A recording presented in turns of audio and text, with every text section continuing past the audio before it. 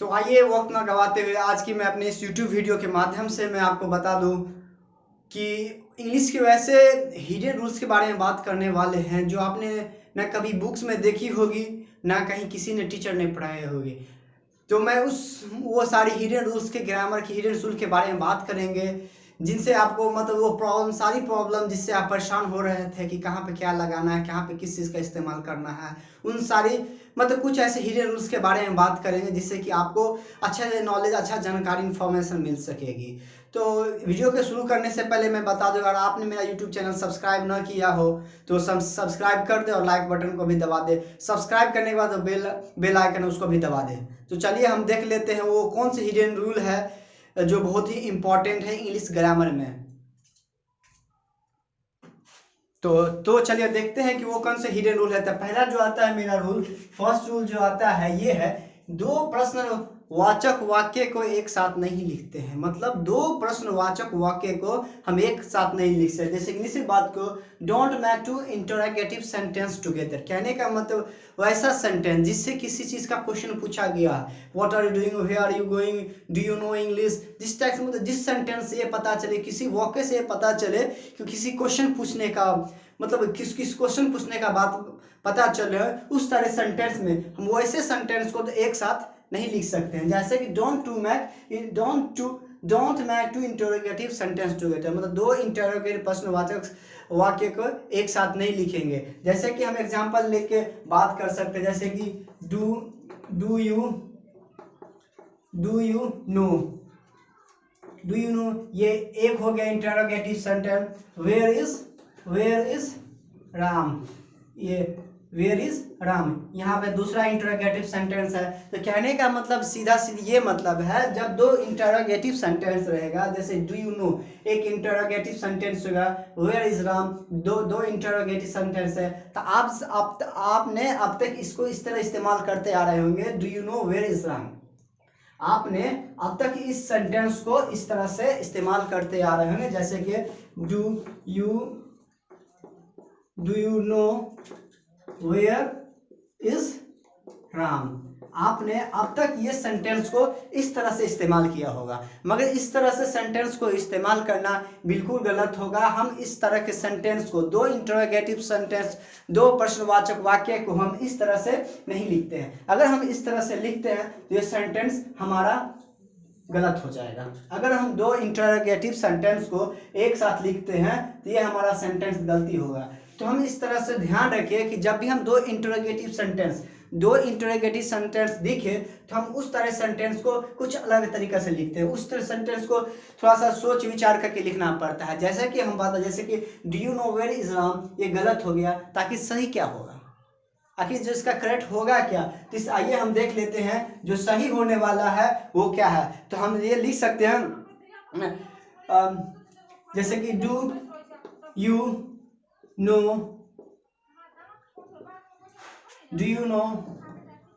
Where Ram is,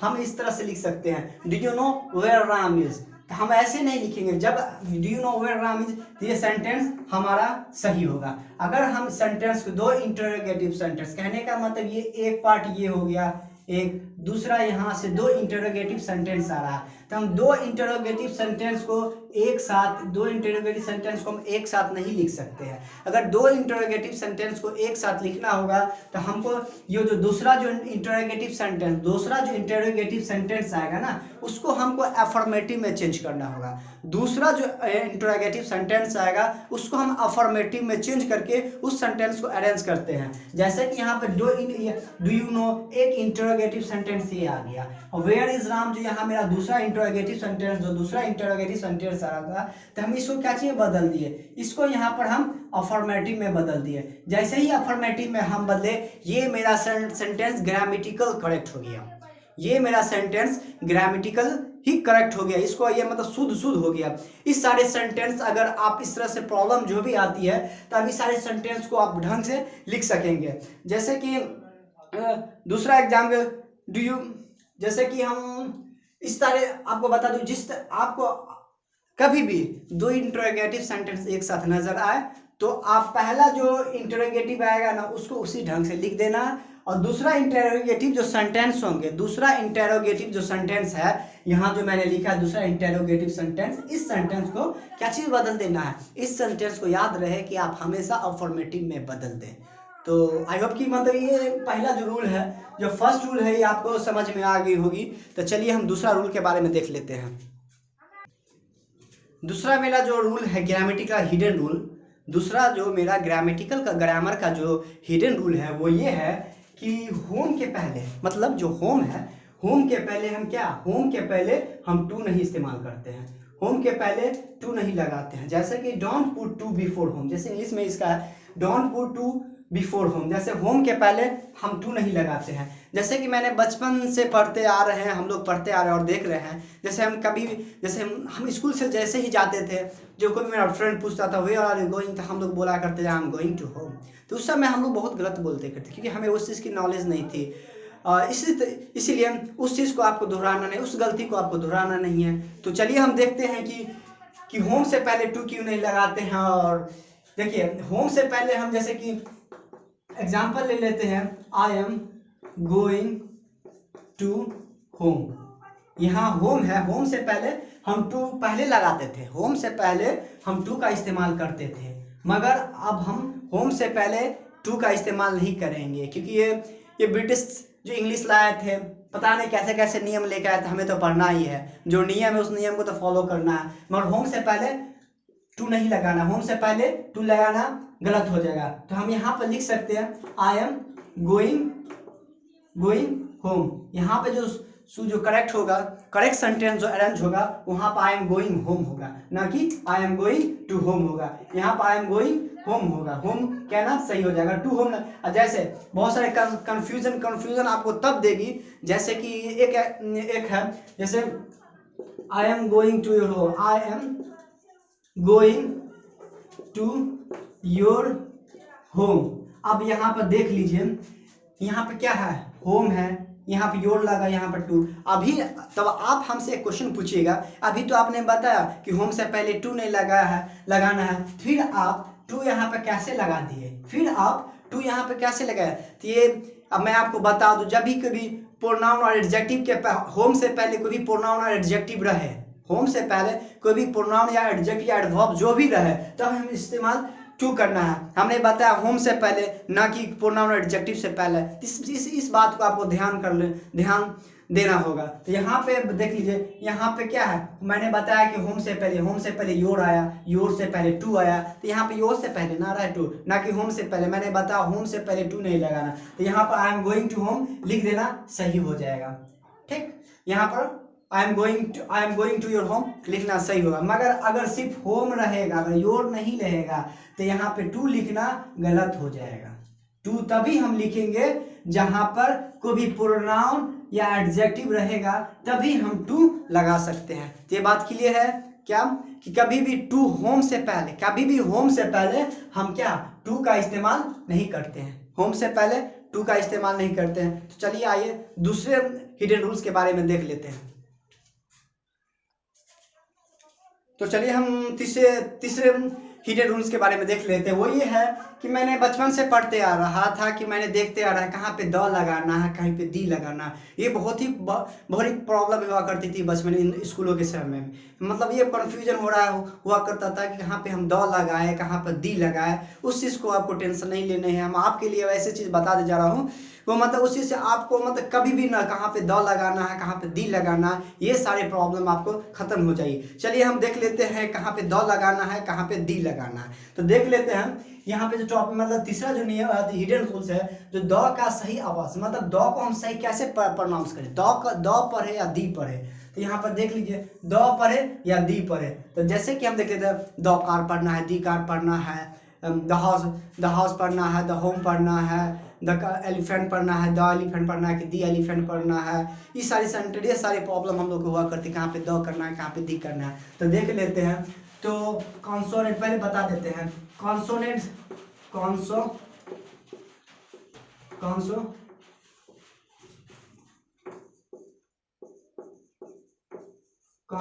और vowel, consonant और vowel. Consonant और वॉवेल, कहने का मतलब स्वर और व्यंजन, स्वर और व्यंजन, कंसोनेंट और वॉवेल। जब भी कंसोनेंट जैसे इसका कंसोनेंट से पहले देख लीजिए, कंसोनेंट से पहले हम क्या चीज करेंगे, द का इस्तेमाल करेंगे। कंसोनेंट से पहले किस चीज का इस्तेमाल करेंगे, कंसोनेंट से पहले हम द का इस्तेमाल करेंगे, द। अब वॉवेल से पहले हम लोग दी का इस्तेमाल करेंगे। वॉवेल से पहले क्या चीज का इस्तेमाल करेंगे, दी का इस्तेमाल करेंगे। क्या करेंगे, हम देख लें कॉन्सोनेंट से पहले क्या करना है, किसी भी शब्द का पहला अक्षर अगर कॉन्सोनेंट होगा तो हम पहला अक्षर कॉन्सोनेंट होगा तो हम किस चीज का इस्तेमाल करेंगे, द का। हम लोग द का उसका इस्तेमाल करेंगे, द प्रोनाउंस करेंगे, उसको हम द का आवाज निकालेंगे। अगर पहला अक्षर दी अगर वॉवेल होगा तो उसको किस चीज का हम प्रोनाउंस करेंगे, दी पढ़ेंगे। समझ में आ गया। जैसे कि हम एग्जांपल ले लेते हैं, जैसे कि हम कॉन्सोनेंट का एग्जांपल ले लेते हैं। आप देख लीजिए सी, कार। यहाँ पर क्या पहला अक्षर क्या आ रहा है, पहला अक्षर जो सी आ रहा है, तो मैंने बताया कॉन्सोनेंट से पहले क्या द पढ़ना है, तो क्या हो जाएगा, द कार। ठीक, ये समझ में आ गया। दूसरा हम ले लेते हैं हल्क। दूसरा ले लेते हैं एग्जांपल हल्क। दूसरा यहाँ पे पहला अक्षर क्या आ रहा है, कॉन्सोनेंट आ रहा है, तो कॉन्सोनेंट से पहले हमें क्या इस्तेमाल करना है, कॉन्सोनेंट के पहले हमें द का इस्तेमाल करना है। ठीक है। तीसरा हम एग्जांपल ले लेते हैं मोबाइल। आप देख लीजिए मोबाइल में पहला अक्षर लेटर, पहला अक्षर क्या आ रहा है, एम। ये क्या है, एम क्या है, कॉन्सोनेंट है। कॉन्सोनेंट से पहले हम क्या चीज का इस्तेमाल करेंगे, द। कॉन्सोनेंट समझ में आ रहा है ना, ए ई आई ओ यू छोड़ करके, ए ई आई ओ यू, मतलब ये 5 को छोड़ करके बाकी सब कॉन्सोनेंट होते हैं। वॉवेल कौन कौन होते हैं, ए ई आई ओ, 5 वॉवेल होते हैं। बाकी 5 को छोड़ करके जितना भी सारे जो है वो कॉन्सोनेंट कर। देखिए हम एम का जैसे मोबाइल, यहाँ पे क्या लगेगा, द लगेगा। ठीक है, तो चलिए हम देख लेते हैं ये वॉवेल के बारे में, कहाँ पे दी लगाएंगे। तो जैसे कि हम देख लीजिए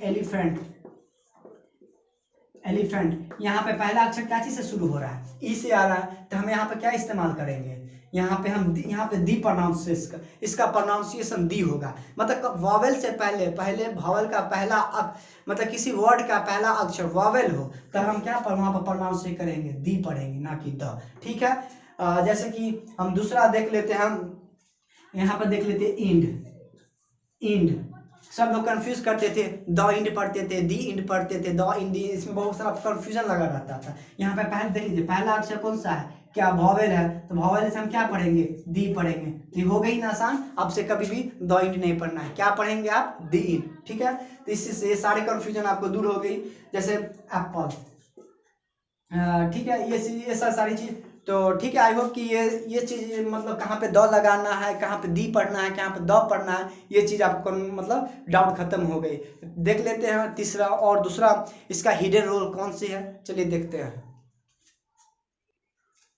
तो चलिए देखते हैं ये टॉपिक, मतलब जो मेरा पॉइंट है, ये हिडन जो रूल्स है। संज्ञा से पहले इंग्लिश मत लगाओ, संज्ञा से पहले don't put English before a noun. कहने का मतलब है यही है कि नाउन से पहले हम इंग्लिश का मतलब नाउन से पहले किसी भी नाम से पहले इंग्लिश का इस्तेमाल नहीं करते। क्या, किसी नाउन से पहले हम इंग्लिश का इस्तेमाल नहीं करते, किसी नाउन से पहले। जैसे कि यहाँ पे नाउन हो गया, तो यहाँ पे क्या चीज़ है, किसी इंग्लिश का इस्तेमाल यहाँ पर नहीं करेंगे, तब क्या हो जाएगा, यहाँ पे गलत हो जाएगा। ठीक है, नाउन से पहले इंग्लिश का इस्तेमाल नहीं करेंगे। ठीक है, जैसे कि हम देख लेते हैं कि हम लोग आप आज तक पढ़ते आ रहे हैं the English class, English teacher, English book, ये सब बहुत सारे पढ़ते आ रहे हैं। देखे होंगे बहुत सारे मतलब इंग्लिश बुक दो, English class, English teacher,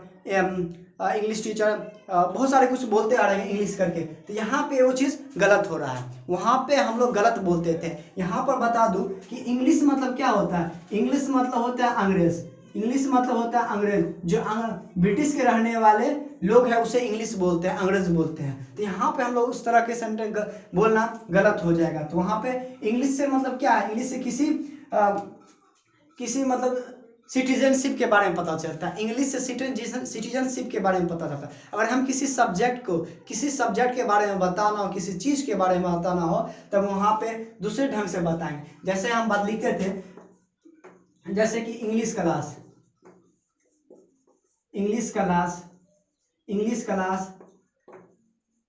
English book, English book, यहाँ पे हम लोग बहुत सारे ये सब लिखा करते थे, बट ये सब क्या है, ये सब गलत है। इस तरह से लिखना गलत हो जाएगा। तो हमको ये शुद्ध शुद्ध कैसे लिखना हो, बढ़िया से कैसे लिखना हो, इसको हम कैसे ढंग से लिख सकते हैं, इसको हम किस तरह से ढंग से लिख सकते हैं जो ये मेरा सही हो जाएगा। तो देख लेते हैं, जैसे कि हम इसको अगर शुद्ध लिख लेना होगा तो ऐसे लिख सकते हैं, the teacher of English, the teacher of English मतलब इंग्लिश का teacher, the book of English, the book of English. हम यहाँ पे ऐसे लिख सकते हैं। इंग्लिश क्लास कहना गलत हो जाएगा, बिल्कुल ही गलत हो जाएगा। हम इस तरह कोई इंग्लिश नहीं कर सकते, ना इंग्लिश बुक सकते हैं। द टीचर ऑफ इंग्लिश कह सकते हैं, द बुक ऑफ इंग्लिश कहते हैं, समझ सकते हैं। तो आपको ये चीज़ क्या समझने में, और बहुत सारे जो चीज़ आपके लिए नहीं होगी, आपने नहीं पढ़ा होगा तो बहुत अच्छी बात है। अगर नहीं पढ़ा होगा तो इस चीज़ को आप ध्यान रखिएगा कि कभी भी आप मतलब इंग्लिश क्लास नहीं कहेंगे, इंग्लिश बुक नहीं करेंगे, द इंग्लिश बुक नहीं कहेंगे। जब भी आप बोलेंगे the book of English, the class of English, इस तरह का आप बोल सकते हैं। उस तरह से बोलना बिल्कुल गलत हो जाता है। तो ठीक है, तो आज के वीडियो में आपको ये अच्छा लगा होगा, जो मैंने पढ़ा, जो हिडन रूल्स बताया आपको बहुत अच्छी लगी हो। आई होप कि इस तरह की वीडियो मैं आगे भी लाता रहूँगा। तो आपको ये सब वीडियो अच्छी लगी होगी, तो आप अच्छी लगी तो आप कमेंट सेक्शन में बताइएगा, और इस वीडियो को लाइक, सब्सक्राइब, शेयर करना ना भूलें। Thank you for this session.